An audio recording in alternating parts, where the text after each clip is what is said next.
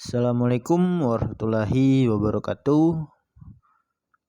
Perkenalkan, nama saya Dito dengan NIM 20231010, Prodi Pendidikan IPA, Universitas Negeri Padang. Pada kesempatan kali ini saya akan menyampaikan materi tentang getaran. Adapun materi ini bertujuan untuk memenuhi tugas akhir semester mata kuliah Kapita Selekta dengan dosen pengampunya Ibu Dr. Andes Yurneti MPD. Adapun tujuan dari materi ini, yang pertama, mampu menjelaskan pengertian getaran. Yang kedua, mampu menjelaskan getaran pada bandul dan pegas sederhana. Yang ketiga, mampu menjelaskan pengertian amplitudo. Yang keempat, mampu menjelaskan pengertian frekuensi dan periode beserta rumusnya. Yang kelima, mampu menjelaskan jenis-jenis getaran. Pengertian getaran. Getaran adalah gerak bolak-balik secara berkala melalui suatu titik keseimbangan. Pada umumnya, setiap benda dapat melakukan getaran. Suatu benda dikatakan bergetar bila benda itu bergerak bolak-balik secara berkala melalui titik keseimbangan. Kuat atau lemahnya pergerakan benda tersebut dipengaruhi oleh jumlah energi yang diberikan. Semakin besar energi yang diberikan, maka semakin kuat pula getaran yang terjadi.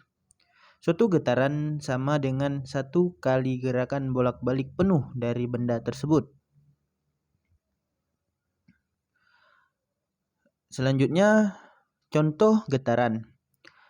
Getaran pada bandul sederhana. Gambar di samping ini merupakan gambar sebuah bandul.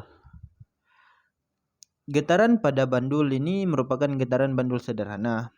Berdasarkan pada bandul tersebut, satu kali getaran adalah satu kali pergerakan bandul dari titik A, B, C, B, A. Satu kali getaran juga dapat dihitung titik mulainya dengan titik B atau titik C. Yang kedua, getaran pada pegas sederhana. Pada gambar kedua merupakan contoh getaran pada pegas yang diberikan beban. Satu kali getaran pada pegas tersebut, misalnya B, kemudian A, kemudian C, kemudian A, dan kemudian ke B lagi.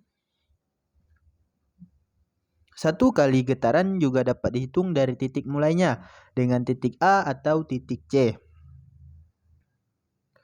Selanjutnya, amplitudo. Amplitudo adalah simpangan terjauh dari titik keseimbangan. Amplitudo dapat diartikan merupakan jarak paling jauh dari titik keseimbangan saat terjadi getaran. Perhatikan kembali gambar di samping. Pada gambar bandul, titik keseimbangannya merupakan titik C dan amplitudonya adalah CA dan CE.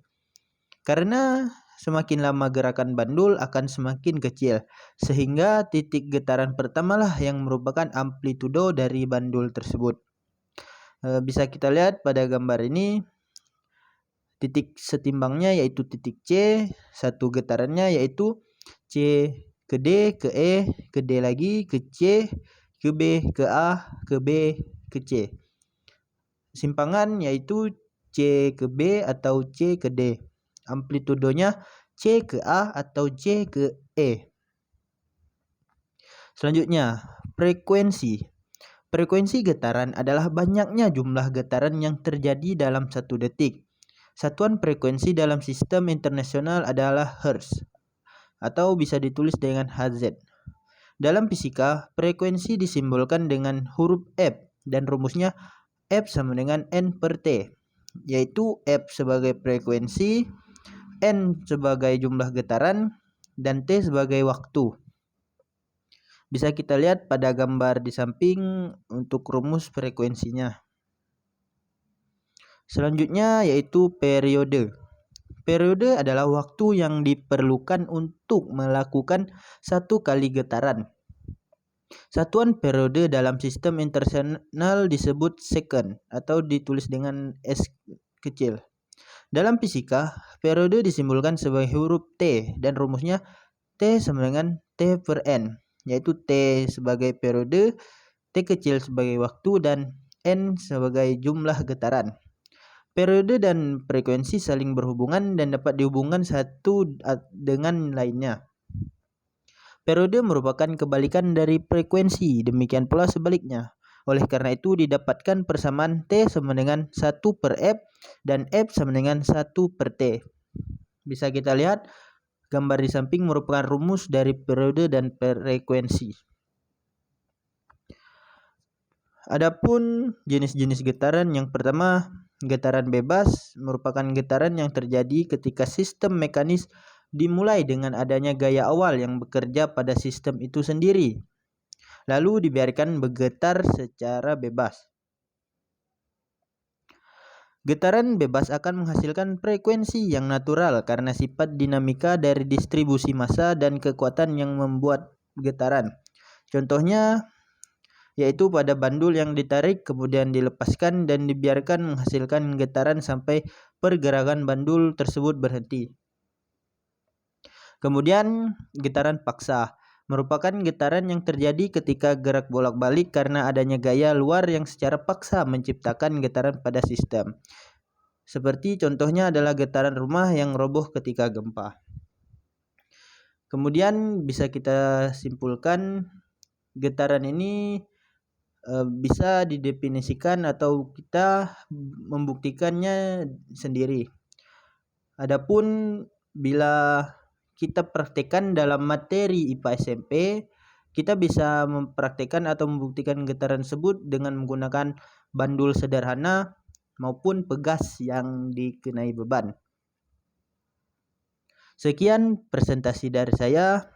Bila ada salah kata, saya minta maaf. Wassalamualaikum warahmatullahi wabarakatuh.